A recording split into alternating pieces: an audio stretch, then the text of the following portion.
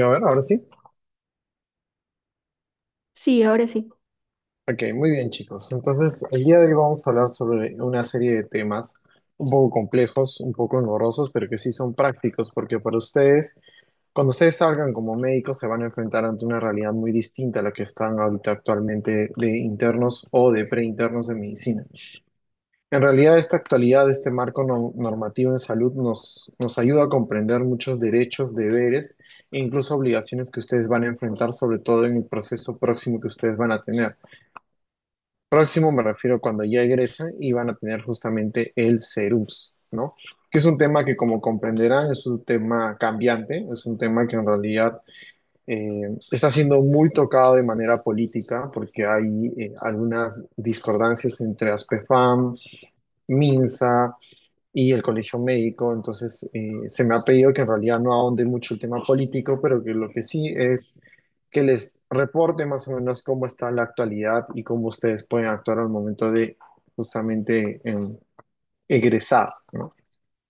Entonces, el marco normativo en realidad habíamos conversado que es un conjunto general de normas, criterios, metodologías, lineamientos y sistemas que establecen justamente una forma que se deben desarrollar las acciones para alcanzar estos objetivos de los propuestos en el programa presupuestal, ¿no? Entonces, este marco normativo en realidad es importante para la carrera de medicina porque nos da un orden y una jerarquía en la cual nosotros tenemos que rendir, ¿no? En este caso tenemos la Constitución, las leyes, los decretos legislativos, supremos, resolución suprema, ministeriales, directoriales, jefaturales, ¿no? Jefaturales de jefes de servicios o de departamentos, directorales, los directores de hospitales, ministeriales, supremos, más allá hay justamente decretos legislativos en la parte del Congreso y las leyes que se deben cumplir sí o sí. Entonces, por decir, una de las leyes muy importantes es de que si por decir un paciente vive en Comas y está cerca a Villa El Salvador y está teniendo una emergencia, la ley de emergencia dice que ese paciente debe ser atendido en todo centro de salud, por más que su jurisdicción sea otro distrito. Entonces, si ustedes conocen estos decretos o estas normas o estas leyes, ustedes van a tener un poder de conocimiento. Entonces, nadie les va a poder negar incluso la atención o sus derechos.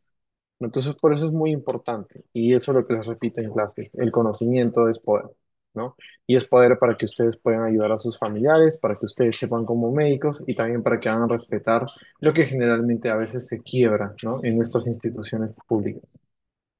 Entonces, dentro del marco tenemos la norma técnica de 139/2018 de la gestión de la historia clínica, la resolución ministerial 80/2022 que es la implementación del sistema de información de historias clínicas electrónicas, que ya muchos de los hospitales están implementando.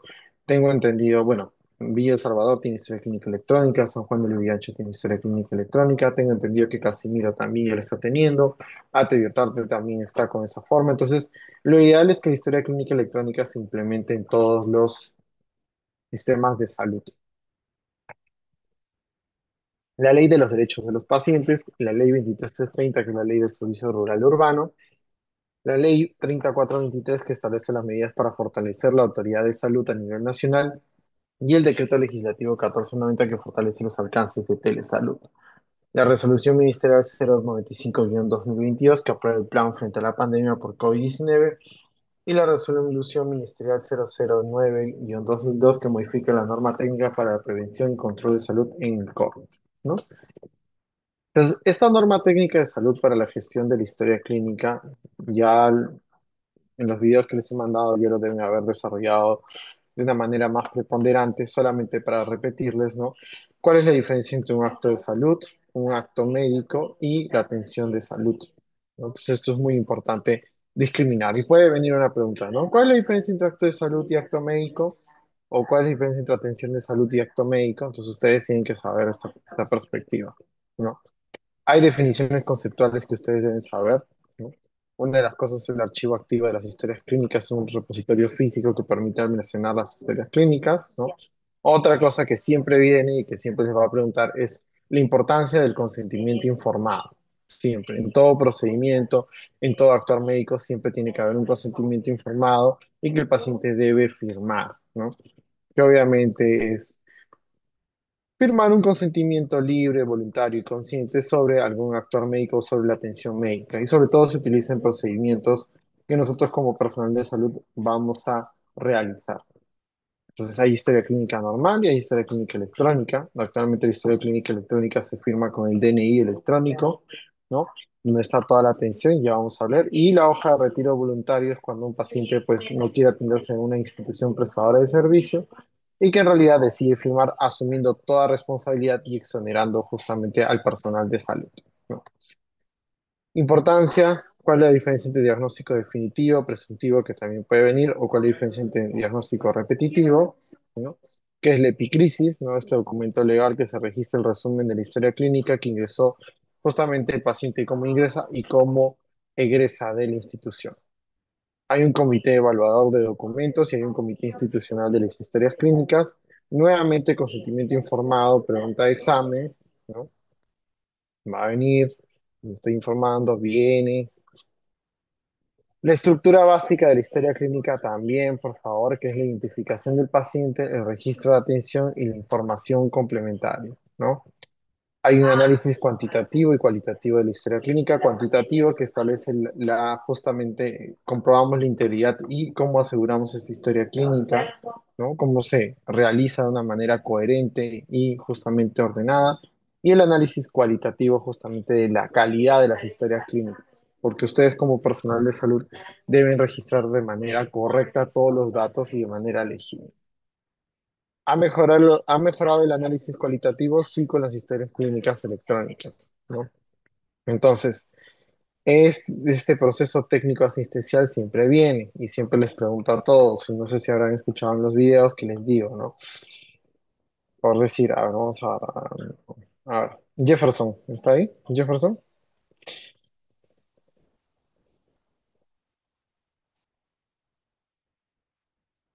Jefferson,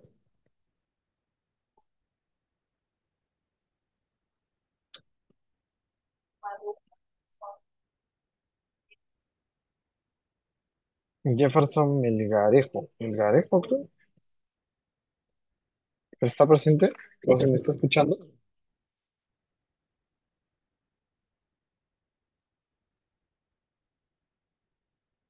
¿Se escucha? ¿Chicos?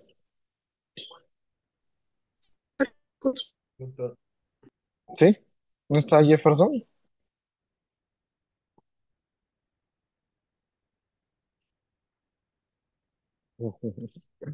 Bueno, uno menos.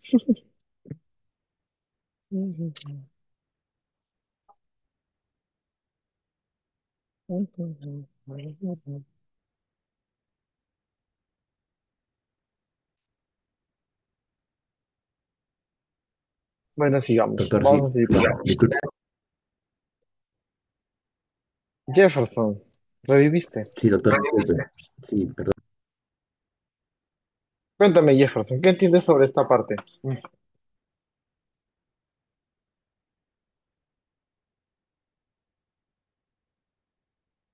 De la elaboración y registro de las historias clínicas.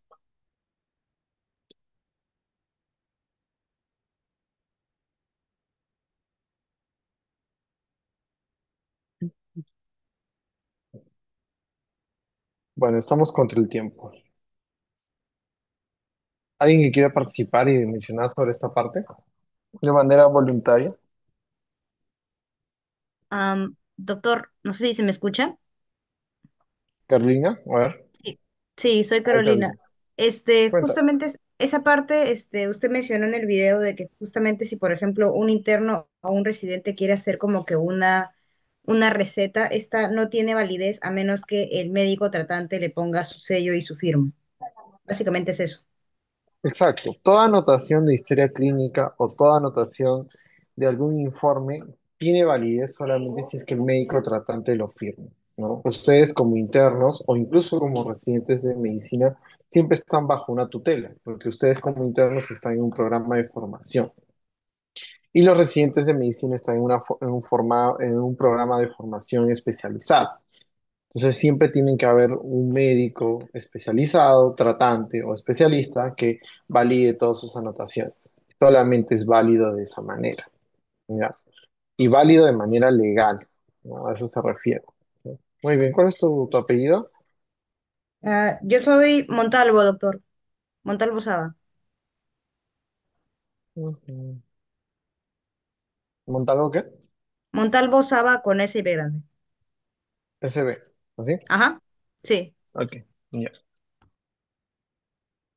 Bueno, entonces la idea que ustedes sepan estos temas es porque a ustedes esto les va a defender justamente cuando ustedes sean internos o residentes de medicina, ¿no? Porque muchas veces incluso han habido procesos que se abren a residentes porque solamente ha habido la firma del residente y no del médico especialista.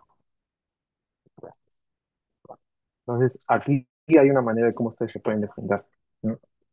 Otra de las maneras es que todo lo que el paciente ponga, ustedes pongan, ¿no? Según reporte verbal, paciente me refiere tal cosa. Según un reporte verbal, un familiar está irritado o menciona que no se le atendió de una correcta manera. Porque ustedes, todo lo que pongan en la historia clínica que es auditable, ustedes pueden defenderse de manera legal, ¿no? Y a veces hay pacientes y como a veces en realidad en nuestro mundo prepondera, la salud mental está en quiebre en muchas sociedades, entonces hay pacientes que a veces vienen incluso irritables.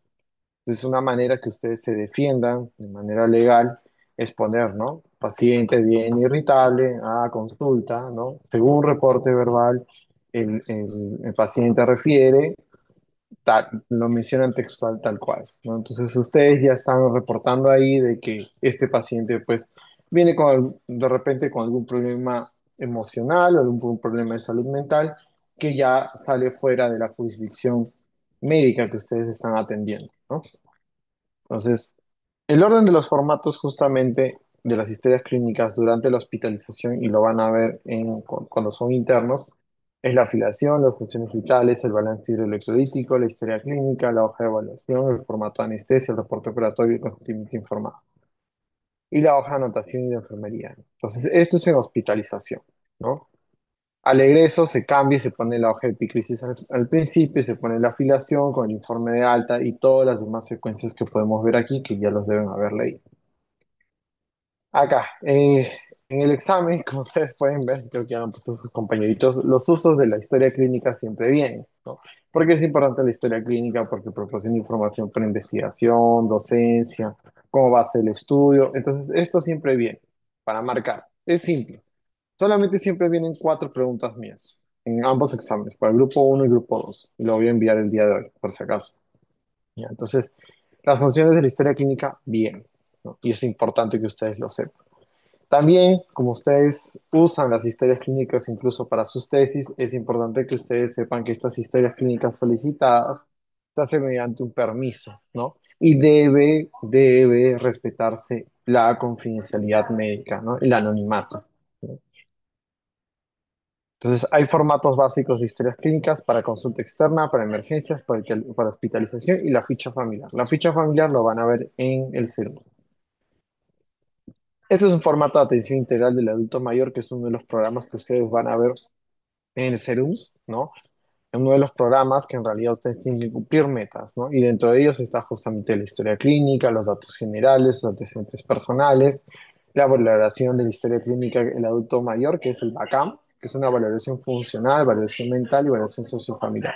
Yo lo que hacía en el CERUMS, y es uno de los papers, es justamente información que yo saqué de las historias clínicas de mis pacientes de adultos mayores de mi puesto de salud y que lo publiqué. Entonces, yo les recomiendo que aparte de tener una historia clínica muy ordenada, ustedes tengan un Excel donde van a registrar todos estos datos, porque les va a servir como evidencia en algún momento si quisieran hacer sobre investigación. Y eso me sirvió para un diplomado internacional. Entonces, les recomiendo que hagan justamente este modelo y también lo pasen de manera virtual. Hay formatos en hospitalización que vienen desde la anamnesis, el examen físico, ¿no? El diagnóstico, con su diagnóstico presuntivo y definitivo con su CIE-10, pregunta de examen, ¿no? Por decir, código CIE-10 cáncer de mama es C59, ¿no? Y así cada diagnóstico. De infección urinaria, N39C, por si acaso. Entonces la diferencia entre diagnóstico presuntivo y definitivo y repetitivo. El tratamiento, el plan de trabajo, la evolución del paciente y la epicrisis, ¿no? Actualmente ya contamos con historia clínica electrónica, que es mucho más fácil, por decir. y de manera práctica les voy a mostrar una historia clínica electrónica. Esta es la historia clínica de telemedicina, ¿no? Con los datos. Y esta es la historia clínica que yo tengo de consulta externa, de manera, como pueden ver, ¿no? Entonces, la historia clínica virtual. Entonces, esto es un ejemplo de lo que estaba pasando últimamente, ¿no? Entonces debe ser auditable, permite tener secuencialidad y debe permitir justamente la impresión, ¿no? Entonces hay responsabilidades tanto a nivel nacional, regional y local, que ya lo deben haber leído, con las disposiciones finales que justamente establece que todo profesional de salud debe en realidad tener conocimiento para utilizar una historia clínica electrónica y seguir las directrices, las normas técnicas de salud, ¿no? Este documento técnico, como podemos ver, la resolución ministerial número 080-2022, establece justamente en base a la Ley General de Salud la condición indispensable para que las historias clínicas electrónicas se desarrollen de una manera eficiente en todo el país. Y para eso ha habido una inyección de capital de dinero, ¿no? Con sus artículos en los cuales mencionan sobre los aspectos técnicos y tecnológicos de esta implementación, ¿no? E incluso, pues como les había mencionado, el presupuesto que se aprobó para la implementación de las historias clínicas, ¿no? Y los numerales que mencionan justamente la asignación e implementación de las funciones para nosotros cumplir con la telesalud y las referencias y las urgencias a nivel nacional. Entonces, un ejemplo de cómo nosotros firmamos la historia clínica electrónica y las historias clínicas electrónicas en los hospitales donde ya contamos con este servicio. Incluso la aprobación de las recetas, como nosotros firmamos de manera virtual. Hay un formato único de telemonitoreo, también cuando hacemos teleconsulta o telesalud, también lo hay y nosotros lo firmamos, ¿no? Con FUAT, ¿no? Ahora, ante todo esto, nosotros en realidad tenemos derechos del personal de salud que nosotros debemos cumplir, ¿no? Todas las personas usuarias de los servicios de salud tienen un derecho a salud, ¿no? Y justamente el artículo 15 dice que toda persona tiene derecho a acceso a los servicios de salud, acceso a la información, atención y recuperación de salud. Y el artículo 15.4, que es el consentimiento informado, que cuando se trata de exploración, tratamiento, exhibición con fines docentes, el consentimiento informado debe constar por escrito. Entonces, hay un consentimiento informado para temas de goce o de enfoque académico, ¿no? Por decir, a ver, vamos a mencionarlo aquí. Mm, consentimiento informado. Como ustedes pueden ver, hay consentimiento informado. Yo quiero ver autorización de paciente, ¿no? Y busco un consentimiento informado de teleconsulta, de tratamiento de datos personales, de atención de salud. Todos tienen que firmar generalmente esto, el consentimiento informado para docencia, si el paciente está autorizado, ¿no? Como pueden ver. Trato de hacerlo esquemático para que vean que en realidad sí lo aplicamos, ¿no? Bueno, entonces esa pregunta es bien, de los artículos y los derechos del usuario de salud, ¿no? Y nuevamente mencionarles justamente de que el reglamento contiene justamente estos acrónimos de los cuales ustedes deben saber, como el SIS, que es el Seguro Integral de Salud, o su salud, que es Superintendencia Nacional de Salud. Pregunta de examen, ¿cuáles son sus funciones de su salud, ¿no? Y el capítulo 2 justamente con los artículos, ¿no? Derecho a tener atención con libertad de juicio libre, derecho a segunda opinión médica, artículo de derecho a servicio de salud, derecho a ser informado de sus derechos, artículo 2 derecho a conocer el nombre de los responsables de su tratamiento, el artículo 13 que es derecho a ser informado sobre las condiciones y requisitos para el uso de servicios de salud, artículo 14 derecho a ser informado sobre su traslado, artículo 15 derecho a acceder a las normas, reglamentos y o condiciones administrativas. El artículo 16, derecho a recibir información sobre su propia enfermedad. Artículo 17, derecho a negarse a recibir o continuar tratamiento. Y artículo 18, derecho a ser informado sobre la condición experimental o de procedimientos en investigación, ¿no? Y todos los demás artículos que habíamos mencionado, desde el derecho del consentimiento informado, que es el artículo 24, o acceder a copia de historia clínica electrónica, o a historia clínica electrónica o manual. ¿Eso qué quiere decir? No sé si les ha pasado, ahora vamos a preguntar.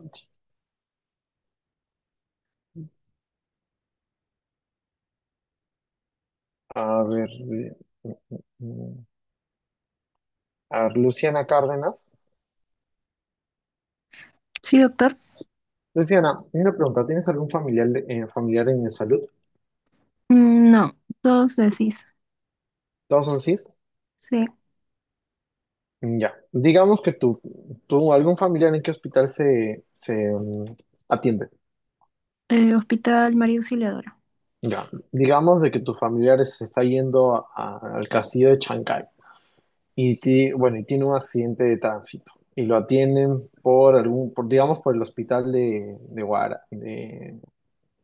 Guaral, no, hospital bueno, país creo que está el Lanfranco Laos, creo. Ya, el hospital de Puente Piedra, digamos.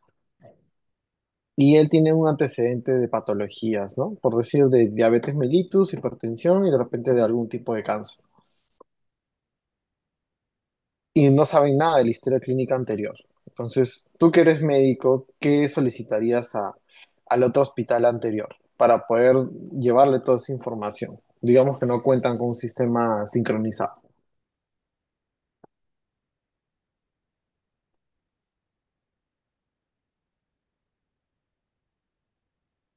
¿Se podría pedir lo que es la historia clínica del hospital donde siempre se atiende? En realidad puedes solicitar dos cosas, o bien un informe médico del diagnóstico, tratamiento y la enfermedad, y eso lo solicitas por mesa de partes, y es tu derecho que te deban entregar entre un plazo más o menos de 15 a un mes, pero te entregan una copia del informe médico o la copia de la historia clínica. Entonces eso es válido tanto para salud como para MINSA. Entonces si ustedes quieren saber o enterarse cuál es el diagnóstico de algún familiar o del mismo paciente, ustedes lo pueden solicitar, y es un derecho, y no se pueden negar. Y me ha pasado que sí se han negado muchas veces, pero como les digo, como es un documento y lo presentas por mesa de partes, ellos están en la obligación de darte esa copia de historia clínica. Entonces ahí va un tip también para cada uno de ustedes si es que alguna vez han sufrido algún tipo de maltrato en alguna institución de salud, ¿no? Bueno, entonces la Ley General de Salud, en realidad la Ley 26842, en realidad nos dice justamente los derechos, deberes y responsabilidades concernientes en el área de salud, ¿no? Así como también justamente los ejercicios de las profesiones médicas y las actividades que uno debe desempeñar de manera correcta, ¿no? Los derechos y deberes, ¿no? Como nuevamente exigir una buena atención de salud y derecho a recibir justamente una atención médica quirúrgica de emergencia cuando lo necesite, como habíamos mencionado. O incluso el artículo 5 que es toda persona tiene derecho a ser debida y oportunamente informada por alguna autoridad de salud, ¿no? Y todos estos artículos que pueden venir, ¿no? Pueden venir y de preferencia siempre dando énfasis en el caso de que la atención médica debe ser de una manera eficiente, de una manera de buena calidad y seguir justamente estos códigos de ética y estatutos de los colegios profesionales correspondientes, ¿no? Bueno, ahora vamos a lo que es el SERUMS, que eso a ustedes les importa bastante, ¿no? En realidad, el SERUMS ha sido modificado, bueno, el SERUMS, que es el Servicio Rural Urbano Marginal de Salud, en realidad es un programa en el cual ustedes como personal egresado, o sea, egresan titulados, van justamente a alguna institución fuera de Lima de preferencia, donde desarrollan actividades preventivo-promocionales y de salud, ¿no? Entonces, en realidad este programa sirve como un prerequisito para que ustedes puedan desempeñar la especialidad, ¿no? Hubo un tiempo que por el tema del COVID incluso fueron bachilleres al CERUMS, pero ahora todo personal que va al CERUMS tiene que ser titulado, ¿no? Y este programa justamente de servicio rural urbano marginal en realidad se adjudica por un tema de plazas seleccionadas según un examen que ustedes dan. Antes nos daban el examen que era el examen del ENAM, para que ustedes puedan ir al CERUMS. Ahora ustedes dan el ENCAPS, que es un examen que el MINSA lo está dando, ¿no? Y según eso, ustedes por orden de mérito, ¿no? Justamente la suma de su nota de examen más la suma de su nota de carrera pues van a tener un puntaje y con eso acceden a las plazas a nivel nacional, ¿no? Entonces, esa modificatoria de ley, en realidad, que se ha predispuesto que a partir del 2024 dos en realidad tienen justamente este examen en CAPS, ¿no? Hay dos modalidades que ustedes pueden tener, un CERUMS remunerado, que es una paga, ¿no? Y el CERUMS que es equivalente, que no considera una paga, ¿no? ¿Quiénes pueden acceder justamente a este servicio rural urbano marginal? Pregunta de examen, son todos estos personales de salud. Médicos, cirujanos, enfermeras, obstetras, nutricionistas, tecnólogos médicos, biólogos, psicólogos, médicos veterinarios, ¿no? Entonces, y todos ellos se rigen bajo un comité central, por si acaso, ¿no? Ahora, ¿cuáles son los requisitos? El artículo 23 dice que es un profesional médico de salud titulado, ¿no? Y justamente haber rendido este examen, se busca es el examen en CAPS, ¿no? Con su constancia de promedio ponderado promocional, título profesional, si es que tiene una copia del certificado de discapacidad que te da un puntaje más también, o documento oficial emitido por las Fuerzas Armadas y declaración jurada de veracidad sobre documentos. ¿Por qué lo menciono? Porque en los últimos exámenes ha habido adulteración de este promedio ponderado promocional, aunque no lo crean, sí. Y ahora están siendo investigados. Porque como ustedes sabrán, y siempre pasa, entre cada uno de ustedes en realidad empiezan a haber pues algunos tipos de comentarios emitidos, ¿no? Por si, oye, ¿por qué tal persona adquirió tal plaza si su promedio ponderado es muy bajo? Y empiezan a haber investigaciones por justamente reportes de esa manera. Y algunos ya están siendo sancionados, ¿no? Entonces yo les recomiendo que siempre sean sinceros. El puntaje es así: nota obtenida en Serum 70% y el promedio ponderado promocional 30%, en estricto orden de mérito. Y el Serum se realiza dos veces al año. Ahora, que ya empieza nuevamente otra vez en mayo, y el otro que es el proceso que empieza en octubre. Nuevamente, todos estos se rigen en base a la Dirección Regional de Salud, ¿no? Y las fechas de inicio, como nuevamente les menciono, 1 de mayo y el 1 de octubre, con una duración máxima de 12 meses calendario, ¿no? Estos profesionales de salud realizan el servicio en el establecimiento de salud en el cual pertenece la plaza adjudicada, ¿no? Y nuevamente hay un aplicativo Serums que ustedes van a llenar, ¿no? Y ahí se llena justamente toda la plataforma, ¿no? Ahora tienen que recibir capacitaciones de telesalud, incluso realizar, ¿no? Y bueno, estos son ejemplos de serums, ¿no? Este es en el caso cuando fui a serums en Guayana, ¿no? Y hacía campañas preventivas promocional. Mi madre fue a visitar, mi familia fue a visitar allá en Navidad. Estos niños no sabían que eran juguetes, ¿no? En aquellos tiempos. De verdad, una población bastante vulnerable, ¿no? Y pueden creer que hasta ahora incluso tengo esta relación con el personal de mi centro de salud y con los directores de la DISA, que es la Dirección Regional de Salud de Apurímac, que muchos ya están en altos cargos, ¿no? Entonces, eh, el Ceremus es una bonita etapa que hay que aprovecharla, ¿no? Siempre elijan bien a qué puesto de salud ustedes van a ir, ¿no? Siempre cuidándose, siempre viendo que tengan una comunicación con sus delegados, por el tema de que puede haber a veces acoso, maltrato, incluso algunas cuestiones, ¿no? Y si en algún momento ustedes tuvieran algún tipo de problema o cuestión, pues no duden en escribirme para poder apoyarlos en ese sentido. Como ya ha habido varias promociones y se les ha podido guiar, ¿no? Justamente, y aquí estábamos. Bueno, era la primera vez que comía cuy en aquellos tiempos. Ahora, lo menciono no por el tema de, de mencionarles sí que es el serum, sino de la importancia, sino por el tema de que en realidad el serums ahora que ustedes van a postular es un serums que ha cambiado y ahora ha habido incluso un nuevo examen con unos nuevos rótulos, ¿no? Entonces, justamente el cambio de la modificación del reglamento, ¿no?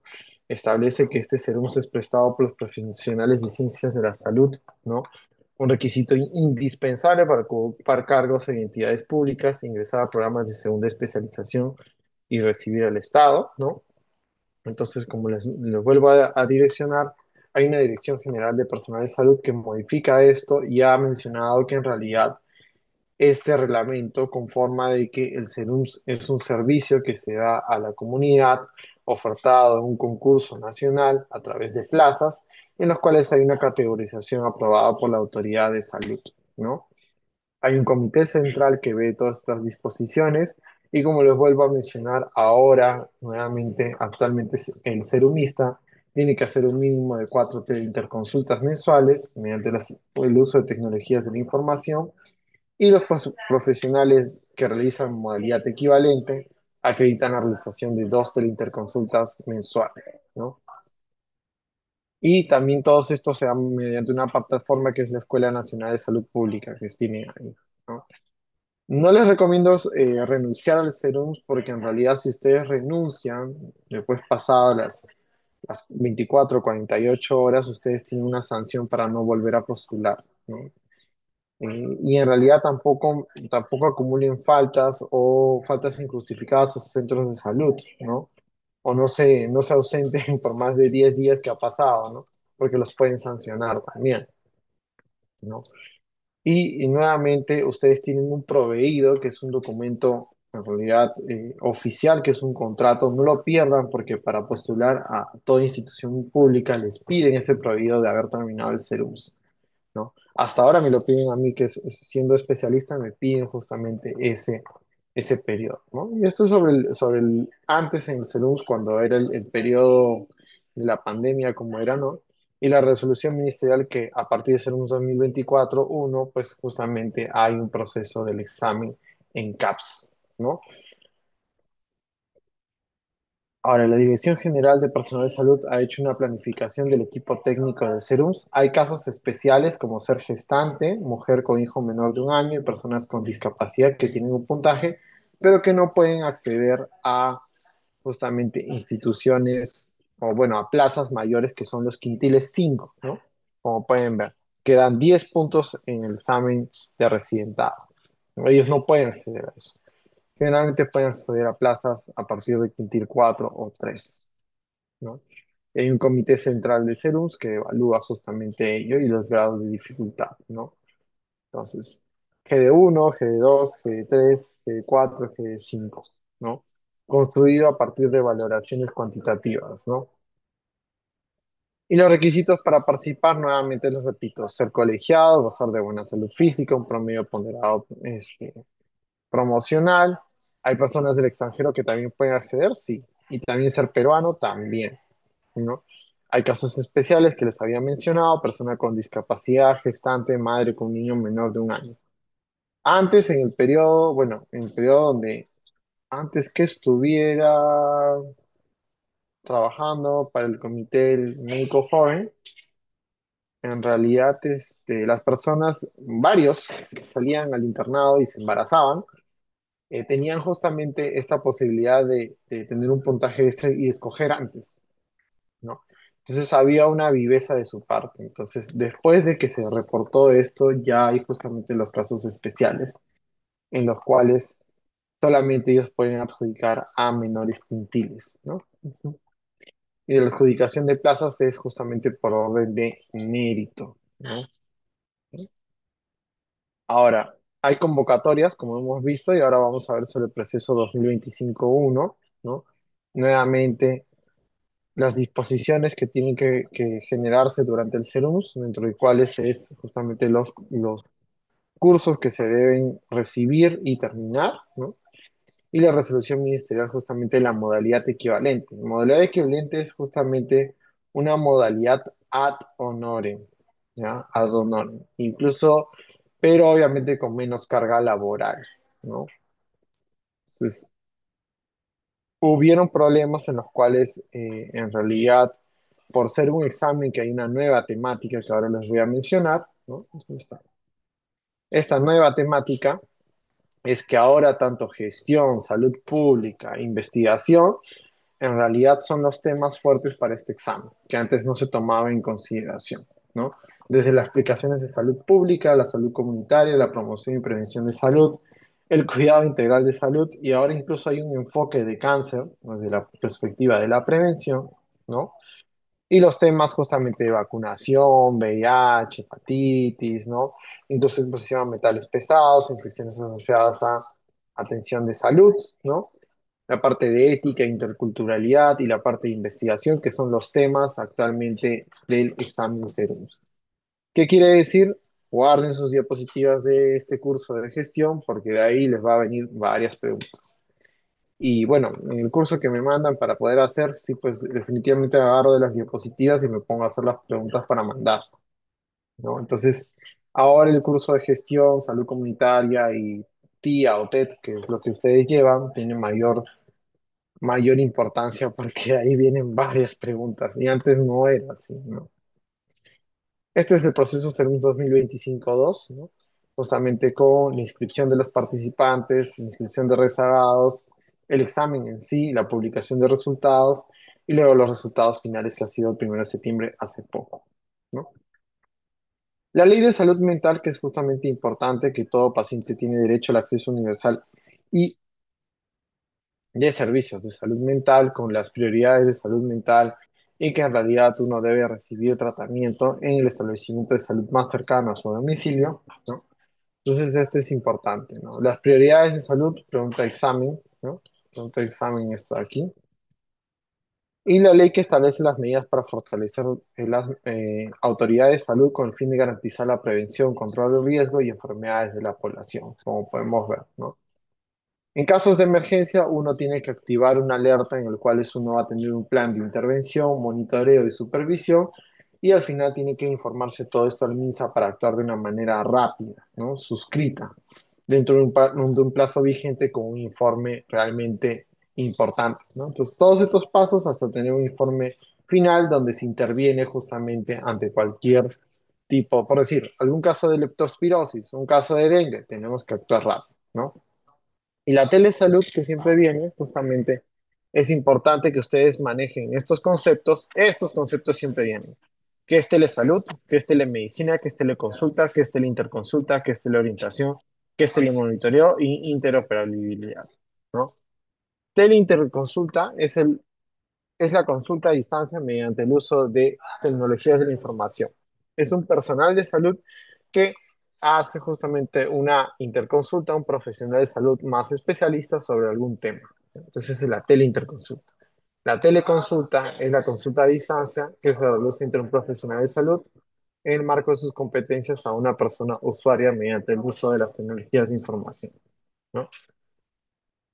La teleorientación es el conjunto de acciones que desarrolla un profesional de salud mediante el uso de TICs y el telemonitoreo es el seguimiento, por decir que se transmite una información de la historia clínica a un personal de salud en parámetros biomédicos o exámenes auxiliares. Entonces ahora vamos a ver justamente en ejemplos prácticos esto que siempre viene. Entonces lean bien. Por decir, teleorientación, consejos de dieta hiposódica, ¿no? Telemonitoreo, cuando prescribimos algún medicamento como los sartán, metformina, hacer un seguimiento de cómo va. Teleinterconsulta a un médico general a un especialista. Charla de gerencia en salud, una telegestión. Charla sobre prevención del COVID, telecapacitación. Charlas de tratamiento y prevención, telecapacitación. Entonces va a venir un caso clínico sobre esto. Es fácil, no se olviden, por favor. Bien, léanlo bien sobre estos conceptos, ¿ya? Y la resolución ministerial, que esto ya, bueno, ha pasado el COVID, pero es bueno que lo sepan, que se aprobó un plan frente a la pandemia sobre el COVID-19 para el año 2022, que es justamente un plan frente a la pandemia, ¿no? Del Ministerio de Salud, donde se tuvo que controlar la transmisión del COVID-19, tener medidas de bioseguridad, incluso había pocas camas UCI, como hemos mencionado, y sobre todo haber capacitación en los cuales el personal de salud tenía que controlar esta transmisión comunitaria, ¿no? Desde la detección, desde la supervisión integral y justamente la implementación de planes de tratamiento, de diagnóstico y de capacitaciones, ¿no? Incluso desde los especialistas, ¿no? Y las medidas de aforo que ustedes recuerdan como las barreras de señalización, ¿no? Modificamos la norma técnica justamente y hay disposiciones generales como el caso asintomático, el distanciamiento físico, ¿no? La higiene respiratoria, que uno se tiene que cubrir la mano y la nariz con el codo flexionado, ¿no? La burbuja social, el lavado de manos, que por lo menos tiene que ser 20 segundos, ¿no? y modificamos justamente el numeral. Evitamos tocar los ojos, la nariz, evitamos saludar con las manos, ¿no? Y justamente tener medidas preventivas generales como una buena limpieza en el hogar y recomendaciones para entrar a casa, ¿no?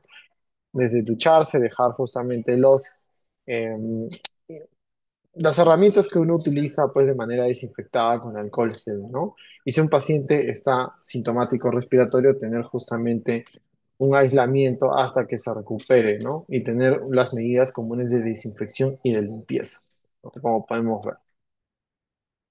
Entonces, desde el equipo de protección personal, respiradores y mascarillas N95, ¿no? Hasta justamente tener justamente un sistema de detección entre el médico, bueno, que puede estar en su centro de salud, al médico especialista y justamente tener que todos los centros de primer nivel estén debidamente capacitados para atender los casos leves y solamente los casos medianos o graves en las instituciones de mayor nivel resolutivo. Entonces, las conclusiones es que ustedes, o un resumen, es que la norma técnica tiene que seguir un orden, ¿no? Ya les había mencionado. La historia clínica electrónica es importante, se debe respetar la ley de los derechos de los pacientes. El servicio rural urbano marginal también nos indica la importancia del primer nivel. La ley 30947 tiene por objeto justamente Tiene por objeto establecer el marco legal para garantizar el acceso a los servicios de salud. Hay un reglamento en la Ley 3423, hay un decreto legislativo y la resolución ministerial justamente que aprueba el plan frente al COVID, ¿no? Aquí como podemos ver justamente las charlas y las capacitaciones y preguntas que pueden venir similares, ¿no? Un médico recién egresado desea postular al residentado médico sin realizar serums. Según la ley 23330 y su reglamento, ¿qué condición exige? A ver, Roberto López.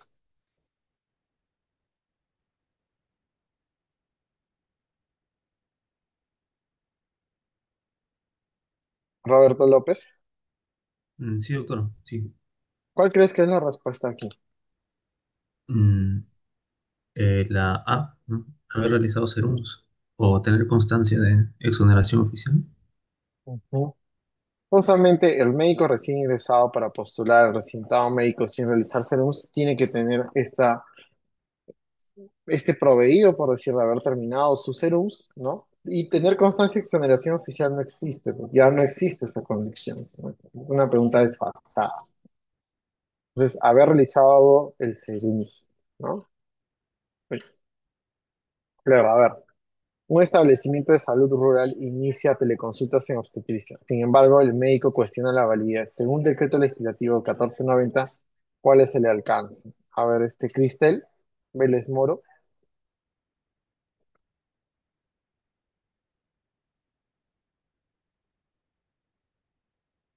Cristel,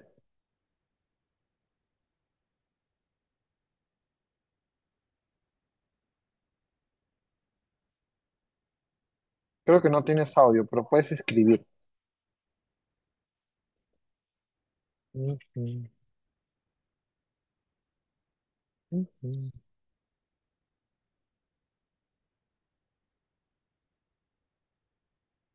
A ver, Rosa Alba, Alba, ¿no? Rosario Alba, disculpa.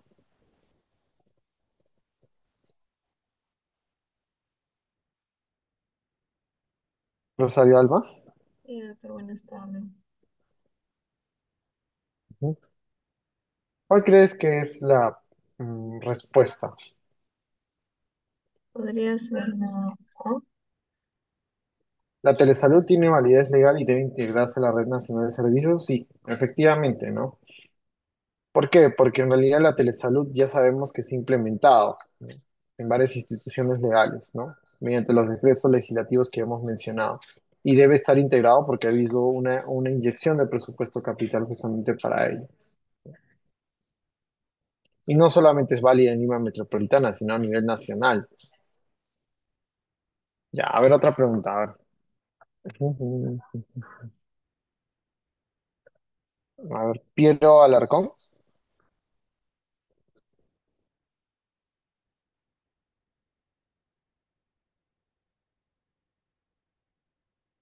Piero Alarcón.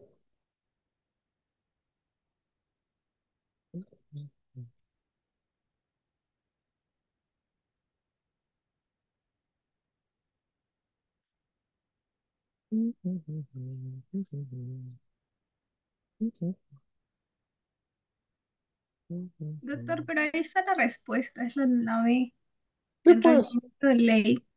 Ujú. yo no entiendo por qué no lo responde. Bueno, ya, pues, ya, ¿qué puedo hacer con la deficiencia de ácido fólico? Ahí está la respuesta. Solamente era leerlo, nada más. Bueno, pero esto les puede venir en el INCAPS. No en este examen, pero en el INCAPS sí. Más o menos similares, ¿no? ¿Quieres leerlo? ¿Quién haya respondido?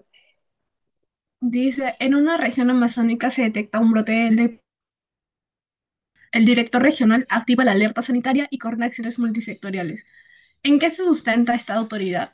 Y la respuesta sería en el reglamento de la ley 3043, porque, bueno, el fundamento dice que la ley y su reglamento fortalecen sobre todo la autoridad de salud nacional y regional para poder coordinar acciones de prevención, control de riesgo y enfermedad. Entonces, para esto sirve, ¿no? Cuando hay algún brote de algún tipo de enfermedad, para esto sirve esta ley, ¿no? Totalmente para implementar acciones rápidas, ¿no? Y efectivas. Aquí, a ver, Angie Niño, Sí, doctor. a ver, ¿qué opinas de esto? Léelo, a ver, por favor. Un paciente con enfermedad oncológica rechaza tratamiento quirúrgico propuesto por el hospital. El Comité de Ética discute el caso según la Ley de Derechos de los Pacientes. ¿Qué principio debe primar? ¿Cuál es la respuesta para ti? No importa si fallas, ¿no? Ujú. Ya les que aprendas.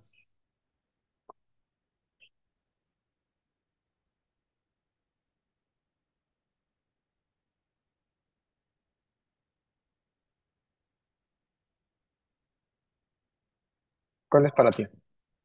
Doctor, ¿sería la autonomía? Sí, la autonomía, porque respeta la decisión informada del paciente. Es primordial que se respete el derecho del paciente justamente a decidir. Si un paciente no quiere, pues, recibir el mejor tratamiento o rechaza algún tipo, igual se pone en la historia clínica, ¿no? Paciente rechaza el tratamiento, ¿no? Asume las consecuencias, obviamente, ¿no? De la enfermedad, pero por lo menos exonera al médico. Pero siempre se respeta justamente la autonomía, que es algo básico. Bueno, ¿listo? ¿Cuál es su nombre para la lista de méritos?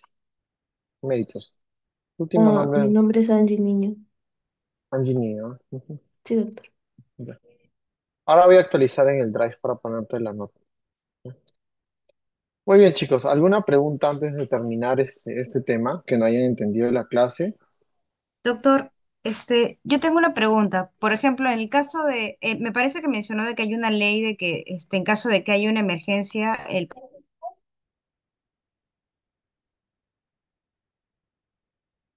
¿Aló?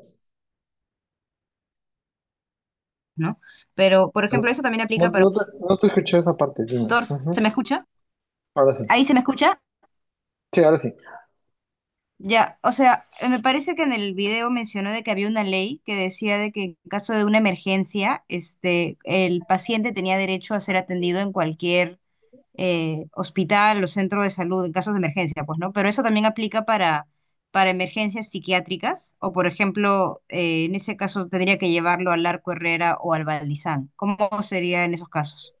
Si hay una condición psiquiátrica, ya de por sí de fondo, sí también puedes llevarlo a cualquiera de esas instituciones, ¿no? Si que se considera una emergencia psiquiátrica. Claro que sí. Hay una ley que te ampara para ello, ¿no? Ujú. Sí, O sea, no necesariamente tendría que ser o al Arco Herrera o al Valdizán, podría ser cualquier centro de salud con atención psiquiátrica. claro. Sí, por decir, digamos, un paciente sufre de esquizofrenia y está haciendo una crisis, por decirlo, te puedes llevar a cualquiera de esas dos instituciones. Pero generalmente cuando ustedes van y llevan a un centro de salud, dependiendo del horario de atención de ese centro de salud, no todos tienen una emergencia, ¿no? Ahora, eso es para los pacientes diagnosticados. Para los que no son diagnosticados y de repente tienen algún tipo de intento, por decirlo, de suicidio, sí lo pueden llevar a cualquier institución, ojo, cualquier institución, porque es una ley, la ley de emergencia, ¿no? Gracias, doctor. Ujú. ¿Alguna duda más? Doctor, una pregunta. Si, por ejemplo, yo no quisiera hacer serum y quisiera homologar en otro país, hacer mi especialidad en otro país, luego, ¿puedo regresar con mi especialidad hecha en otro país a trabajar en Perú? ¿O tengo que hacer algún proceso legal para que mi especialidad vuelva a valer en mi país? Digamos, tú te vas aquí sin hacer el CENUS, te vas a España o a Brasil o cualquier otro país que en realidad puedas hacer la residencia y vuelves ya de especialista, ¿no? Si tú quieres laborar en una institución de nuestro país, o sea, en el hospital, digamos, en el hospital de emergencias o en el hospital Hipólito Unanue, tienes que tener la resolución serum. Tienes que hacer por lo menos un serum, que hay un serum fast que se hace, ¿no? Por lo menos equivalente o postular, ¿no? Como lo hacen la gran mayoría. Pero laborar sí puedes laborar de manera privada, ¿no? No hay ningún problema. Ok, gracias, doctor. ¿Alguna pregunta más, chicos? Doctor, una consulta. Ujú. Dime, Adrián. Eh, si durante el desarrollo de las actividades del ser un profesional, no sé, sufre algún accidente o queda incapacitado en acción de servicio de su serum, inmediatamente se le anula su proveído o también continúa o se le puede brindar todavía después de que no puede continuar con su serum. ¿Cómo? A ver, repíteme la pregunta. O sea, sí, tengo entendido que un personal de salud sufre un accidente Claro, que le imposibilita seguir el serum, ¿cierto? exactamente. Entonces, Ya. cuando ese escenario sucede, ¿ya se le anula el serum al profesional o de igual manera se le brinda su proveído terminando? No. Es que depende. Ese es un caso individualizado. Ha pasado que, por decir, profesionales de salud han tenido algún accidente, entonces a veces se le da una licencia, ¿no? A veces licencia con goce o licencia sin goce, dependiendo de la situación. Pero lo ideal es la institución lo que hace es darle por lo menos ese descanso hasta que culmine el serum. Lo ideal es que culmine el serum. Ahora, si ese profesional de salud dice, ok, muy peligroso el lugar donde he ido, ya no quiero saber nada del serum y renuncia. Si renuncia por un tema de una condición médica, ¿no? Por algo que ha pasado, eso se somete a una evaluación del comité y lo más probable es que si no haya una sanción para ese médico por haber renunciado al serum, se puede adjudicar el próximo año. Entonces eso ya es un caso individualizado, ¿no? Ujú. Ok, gracias, doctor. Doctor, tengo otra pregunta. ¿Y qué pasa si, por ejemplo, voy a mi serum y sufro de acoso? Pero yo no quiero renunciar a mi serum? ¿Hay la posibilidad de que por ese tema y mostrando pruebas me puedan cambiar de plaza? Sí, ¿O sí o sí correcto. tengo que renunciar? Sí, sí, sí, correcto. Ha habido casos en los que en realidad han habido acoso, entonces si es probado y demostrado, te pueden rotar de plaza o incluso sancionar al mismo centro de salud, porque eso está penado, ¿no? Pero eso siempre tiene que tener pruebas y siempre tienen que reportarle a su delegado Serums y al comité del médico joven, ¿no? Para que ustedes tengan todo el apoyo, ¿no? Y si no lo tienen, en algún momento me escriben nada más para poder ver cómo se les puede apoyar. Ujú, Gracias. ujú. Doctor, una consulta relacionada a la pregunta de mi compañera. Si es un poblador el que te acosa, ahí a quién pides ayuda. A la, ¿Cómo puede ser? bueno, ustedes van a tener una jerarquía, ¿no? Entonces, el centro de salud generalmente depende a una microred y esa microred a la red y esa red a la Dirección Regional de Salud. Lo primero que se hace es a la microred, se reporta todo ello, ¿no? Y entre su mismo personal de salud, ¿no? Y muy aparte, yo les recomiendo que también vayan mandando un correo al Comité del Médico Joven haciendo auto de que está sucediendo eso. Para que ustedes siempre tienen que tener evidencia. Y como ahora ya hay estos medios electrónicos, generen evidencia para que no haya problemas, porque muchos pasan todo este tema del acoso al final y muchos dicen, pero ¿por qué no reportaste en su debido tiempo? ¿Por qué has esperado hasta el final? Y no, bueno, ahora yo les sugiero que siempre hagan un correo reportando lo que ustedes están pasando, ¿no?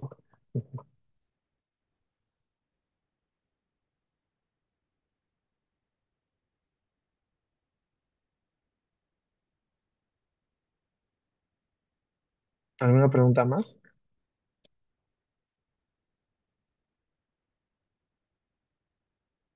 Listo, chicos. Espero haber aclarado sus dudas con respecto a este tema, que es un tema que siempre va a ir cambiando y es un tema que es una teoría que se para actualizando constantemente.